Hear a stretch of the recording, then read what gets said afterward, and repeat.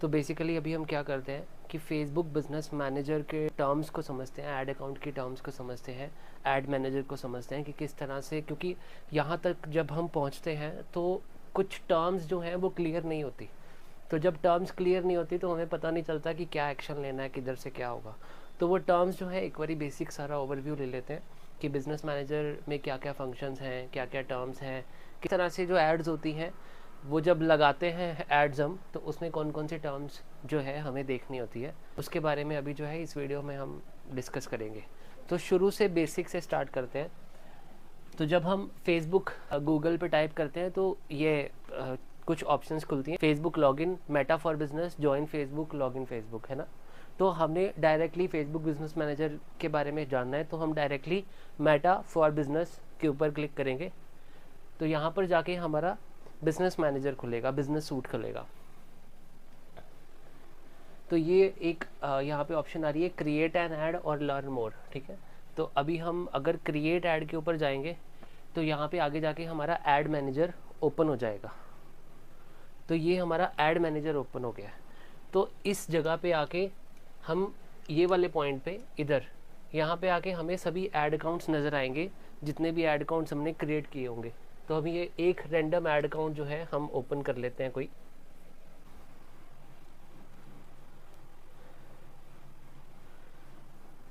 तो मैंने एक ऐड अकाउंट ओपन किया है इधर। यहाँ पे अगर आप देख रहे हैं तो जो कंटिन्यूस कुछ एड्स चल रही हैं इस ऐड अकाउंट में, ये जो है जितनी भी एड्स हम लगा देते हैं वो सभी एड्स यहाँ पे शो होती हैं। ये ऐड मैनेजर है।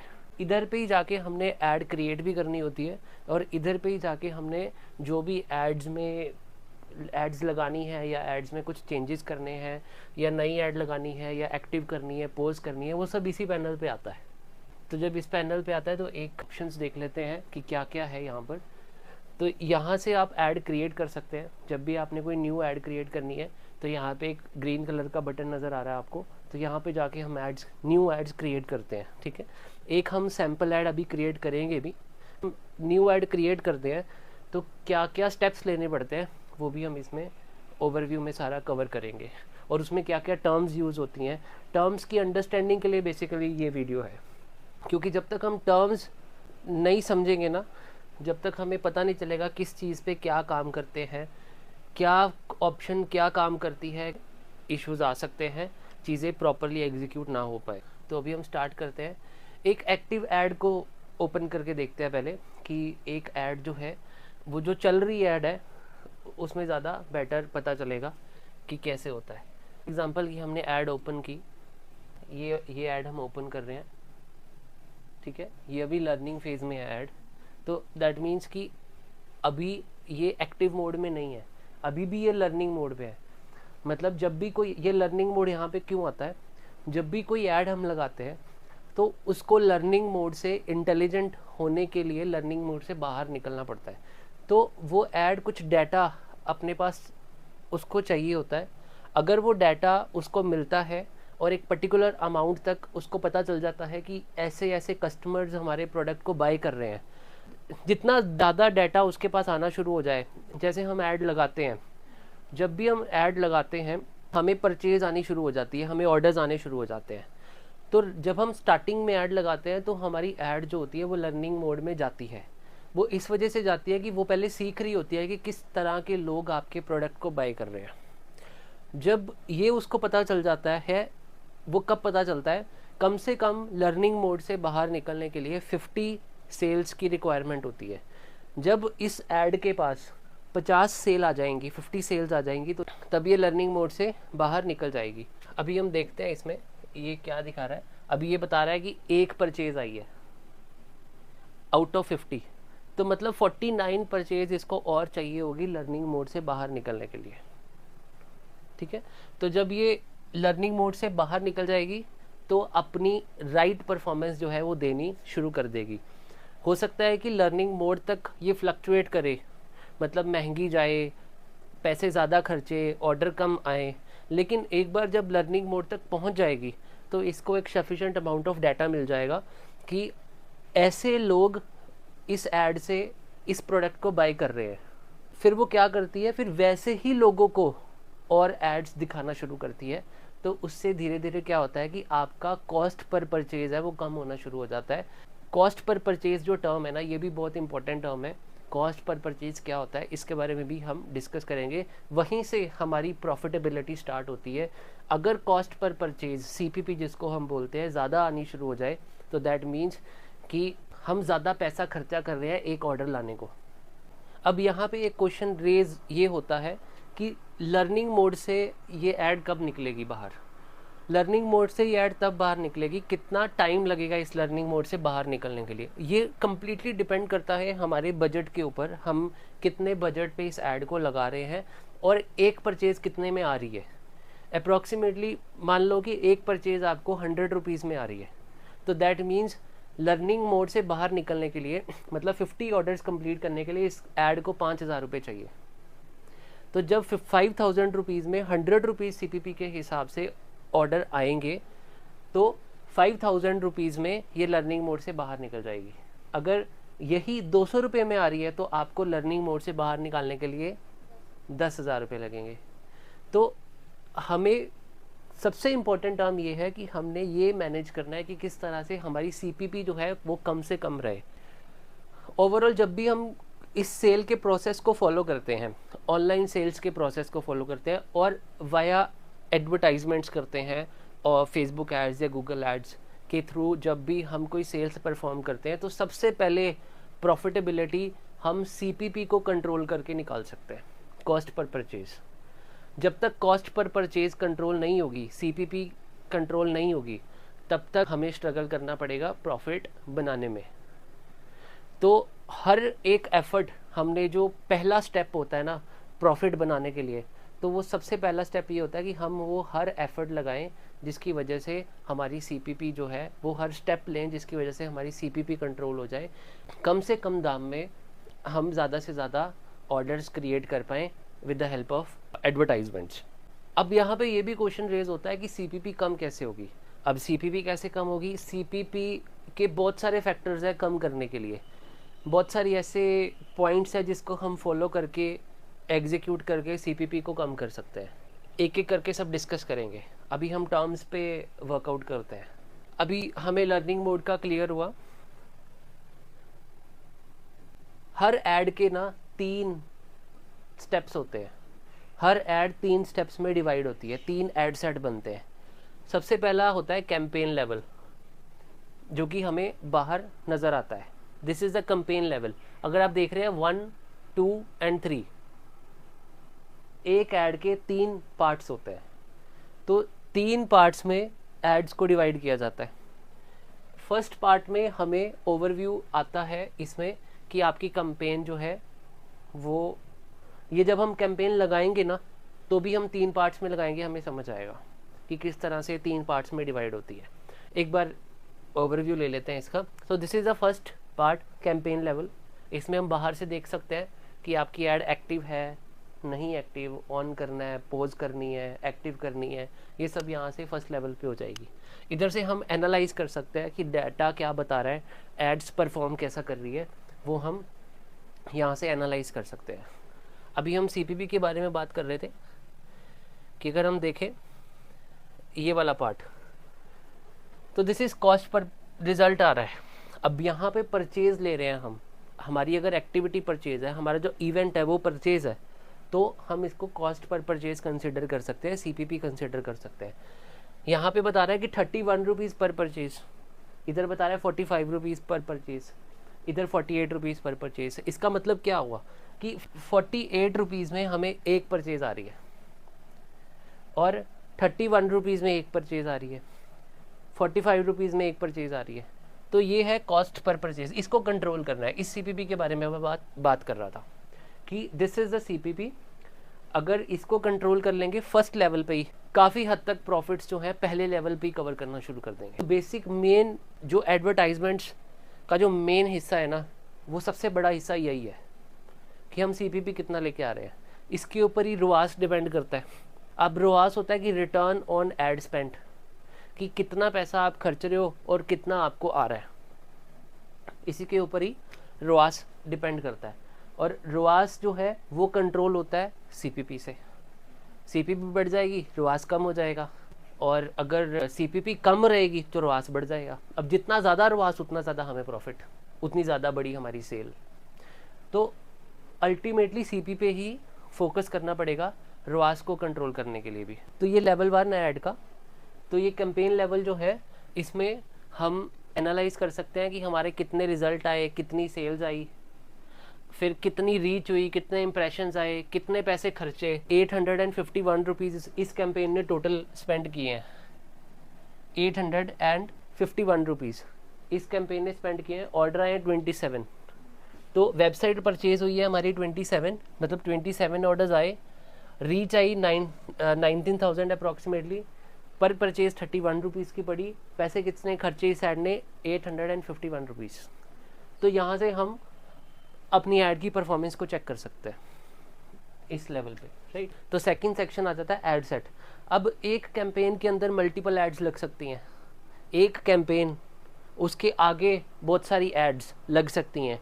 जैसे कि अगर एक हमने कैंपेन लगाई है, इसमें तो हमने एक ही एड सेट लगाया हुआ है। अभी आगे बढ़ते हैं, जैसे एक एग्जांपल लेते हैं, इसी को ही खोलते हैं, इसी का हम सेकंड सेक्शन खोलते हैं।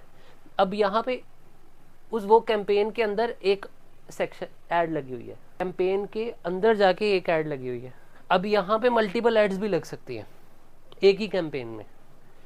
कैंपेन बाहर रहेगी, मतलब सबसे पहला लेवल कैंपेन एक ही रहती है, उसके नीचे मल्टीपल कैंपेन्स, मल्टीपल आप एड्स लगा सकते हैं।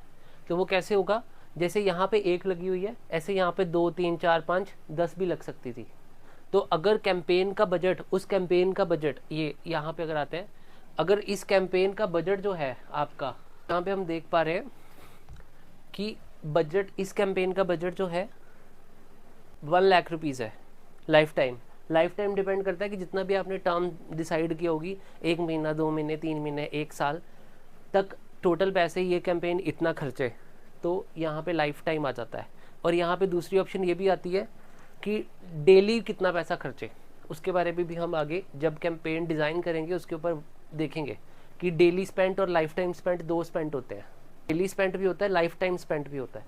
तो यहाँ पे लाइफ टाइम इसलिए बोल रहा है क्योंकि हम अपने हिसाब से टर्म डिसाइड कर सकते हैं कि इस कैंपेन की लाइफ कितनी होनी चाहिए। 1 साल, 2 साल, 2 महीने, 1 महीना, 15 दिन, जो भी कैंपेन की लाइफ होगी उस हिसाब से यहाँ पे हमने बजट डिसाइड करना होता है कि अगर 1 लाख रुपए 1 महीने में खर्चे, या 1 लाख रुपए 2 महीने में खर्चे, या 1 लाख रुपए 10 महीने में खर्चे। तो इस तरह से ये यहाँ पे लाइफ टाइम शो करता है। यहाँ पे डेली भी शो करता है। जब डेली कैंपेन पे लगी होगी तो वो डेली शो करेगा कि एक दिन में कितना खर्चे। तो ये लाइफ टाइम पे लगी है, इसलिए यहाँ पे लाइफ टाइम दिखा रहा है। अब हमने लर्निंग मोड के बारे में जान लिया। हम यहाँ पे बजट देख रहे हैं, बजट इधर डिसाइड होता है कि कितना बजट है। अब इस लेवल पे भी आके हम देख सकते हैं कि हमारी कॉस्ट पर परचेज कितनी आ रही है, ठीक है। अब यहाँ पे 50 दिखा रहा है, बाहर 35 दिखा रहा था। उसका रीज़न ये भी हो सकता है कि हमने यहाँ पे उस टाइम पे टाइम बाहर वाले, जो बाहर कैंपेन लेवल पे हमने देखा था, तो इधर टाइम जो था वो कुछ और हो। अब अंदर आके टाइम हो सकता है हमने चेंज कर दिया, बढ़ा दिया है।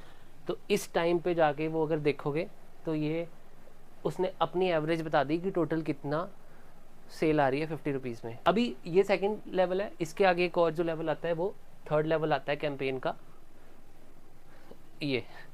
तो इसमें हमें पता चल जाता है, तो ये भी सेम ही चीज़ है लेकिन 3 लेवल्स में डिवाइड होता है। फर्स्ट लेवल में हम कैंपेन का नाम लिखते हैं, सेकंड लेवल में ऑडियंस डिसाइड करते हैं, थर्ड लेवल पे जाके हम कैंपेन के क्रिएटिव्स वगैरह वो सब चीज़ें लगाते हैं। तो 3 लेवल में कैंपेन जो है वो कंप्लीट होती है, डिज़ाइन होती है, ठीक है। तो जब हम क्रिएट करेंगे ऐड को तो वहाँ पे जाके आपको तीनों लेवल प्रॉपर डिटेल में नज़र आएंगे। अभी हम एक एक लेवल खोल के देखते हैं, राइट। इसी ऐड को ओपन करते हैं, हम डायरेक्टली हम एडिट पे जाते हैं। तो ये जो है हमारी campaign advantage plus shopping campaign लगी है। यहाँ पे भी एक चेंज है, ये है कि एड्स जो लगती हैं वो 2 तरह से लगती है, एक एडवांटेज प्लस, एक मैनुअल। अब जो एडवांटेज प्लस कौन सी ऐड होती है, जहाँ पे हम फेसबुक को खुद बोलते हैं कि आप अपने हिसाब से डिसाइड करो कि मेरी कैंपेन की परफॉर्मेंस कैसे आएगी, उसकी इंटेलिजेंस के अकॉर्डिंग, उसकी एआई के अकॉर्डिंग। फेसबुक के पास जो डाटा होगा उसको देख करके, एनालाइज करके वो खुद ही डिसाइड करेगा कि इस ऐड की ऑडियंस कैसी होनी चाहिए, और फिर वो समझ पाएगा। एडवांटेज प्लस में हमने फेसबुक को मतलब कंट्रोल दे दिया कि do whatsoever you want to do, कैसे भी इसकी परफॉर्मेंस लेके आओ अच्छी। हमने उनको कंट्रोल दे दिया। मैनुअल में हम खुद डिसाइड करते हैं ऑडियंस कैसी होनी चाहिए, ऑडियंस की एज कैसी होनी चाहिए, ऑडियंस के इंटरेस्ट कैसे होने चाहिए, उनकी डेमोग्राफी कैसी होनी चाहिए, उनके बिहेवियर कैसे होने चाहिए, वो मैनुअल में हम खुद डिसाइड करते हैं। तो एडवांटेज प्लस में हमें डिसाइड नहीं करना पड़ता, हम फेसबुक को बोल देते हैं कि ये हमारा प्रोडक्ट है, आप खुद डिसाइड करो, खुद परफॉर्मेंस लेके आओ। अब फेसबुक तभी लर्निंग मोड में जाती हुई है, तभी उसको पता चलता है कि इस प्रोडक्ट के कस्टमर कैसे हैं। पहले वो ब्रॉड लेवल पे एड्स को दिखाएगी, फिर उसमें से जो लोग खरीदेंगे उस डाटा को एनालाइज करेगी कि कैसे लोग इसको बाय कर रहे हैं, फिर वैसे ही और लोगों को दिखाएगी, है ना। तो वहाँ से ये डाटा कलेक्ट करती है एडवांटेज प्लस कैंपेन। तो अभी हम देखते हैं, जैसे ये एडवांटेज प्लस कैंपेन थी, उसके बाद यहाँ पे हमने नेम डिसाइड करना होता है कैंपेन का, कि कौन सा नाम रखना है हमने कैंपेन का। ये हमारी मर्जी होती है, कोई भी रख सकता है। हमें पता होना चाहिए, ऐड को पहचानने के लिए हम यहाँ पे नाम रखते हैं, कोई भी नाम रख सकते हैं। जैसे यहाँ पे हमने लिखा हुआ है 6 पॉकेट। अब जो प्रोडक्ट लगाया हुआ है वो लेडीज़ 6 पॉकेट लेगिंग्स है, तो हमने पहचान रखने के लिए 6 पॉकेट लिख दिया। इसके आगे आप कुछ भी लिख सकते हो, जैसे कैप है, कैप लगाई हुई है इस ऐड में। कैप का मतलब क्या होता है कि 70 रुपीज़ पर परचेज कम से कम हमने बता दिया फेसबुक को, कैप लगा दी कि 70 रुपये से ऊपर परचेज ना आए हमारी। इसके कैप के एडवांटेजेस भी हैं और कैप के डिसएडवांटेजेस भी हैं, उसके बारे में भी डिस्कस करेंगे। तो कैप लगाने से हमने फेसबुक को फिक्स कर दिया कि 70 रुपये से ऊपर अगर परचेज आती है तो तुम ऐड को स्लो कर दो, किसी तरह 70 रुपये तक मेंटेन करो। सीपीपी जो है वो 70 रुपये तक मेंटेन करो, मतलब एक परचेज 70 रुपये में आनी चाहिए। हमने कैप लगा दी, तो इस कैंपेन में हमने कैप लगाई हुई है। इसकी वजह से हमने यहाँ पे पहचान रखने के लिए नाम कैप आगे 70 रख दिया। तो इस तरह से आप नाम कोई भी रख सकते हो, ठीक है। उसके बाद कैटेगराइज योर ऐड आ जाती है कि हमने ऐड को कैटेगराइज करना है कि नहीं करना। तो यहाँ पे डिफरेंट कैटेगरीज आ जाते हैं, जैसे credits, employments, housing, social issues या पॉलिटिक्स। तो अगर इनमें से कोई हमारी ऐड है तो हमें सेलेक्ट करनी होती है कैटेगरी, राइट। लेकिन अगर इनमें से हमारी ऐड नहीं है तो हमें कैटेगरी सेलेक्ट करने की ज़रूरत नहीं है, हम डायरेक्टली ऐड लगा सकते हैं। तो इसलिए हमने यहाँ पे इसको ब्लैंक रखा हुआ है, इसमें हमने फिल नहीं किया। उसके बाद आ जाता है एडवांटेज प्लस कैटलॉग ऐड। इसको भी अभी हमने इस फंक्शन को यूज़ कर सकते हैं, लेकिन अभी हमने इस ऐड में फंक्शन को यूज़ नहीं किया। क्यों करते हैं यहाँ पे इस फंक्शन को? कब यूज़ करना होता है? जब आपके पास मल्टीपल प्रोडक्ट्स होते हैं, एक प्रोडक्ट आप सेल नहीं कर रहे, आप 10-20 प्रोडक्ट सेल कर रहे हो, तो आप क्या करते हो कि फेसबुक के ऐड मैनेजर में जाके कैटलॉग बनाते हो। अब जब हम कैटलॉग बनाते हैं तो कैटलॉग में जैसे हम वेबसाइट पे प्रोडक्ट्स अपलोड करते हैं ना, इसके अंदर भी प्रोडक्ट अपलोड करते हैं हम प्राइस के साथ, डिस्क्रिप्शन के साथ, टाइटल के साथ, फ़ोटोज़ के साथ प्रोडक्ट की, तो वो कैटलॉग बन जाती है। तो जब हमने कैटलॉग बनाई होती है तो यहाँ पे ऑप्शन आ जाती है कि हमने कैटलॉग सेलेक्ट करके भी हम ऐड लगा सकते हैं। तो अभी हमने कैटलॉग नहीं बनाई हुई, तो अभी हम इसको ऑफ ही रखेंगे, ठीक है। उसके बाद कन्वर्जन की पार्ट आता है। कन्वर्जन जो है वो, कन्वर्जन का मतलब क्या? एक कन्वर्जन क्या मतलब? एक परचेज। जो भी हम इवेंट डिसाइड करेंगे, इसमें इवेंट्स होते हैं, जैसे लीड्स क्रिएट करनी है आपने, या आपने परचेज क्रिएट करनी है,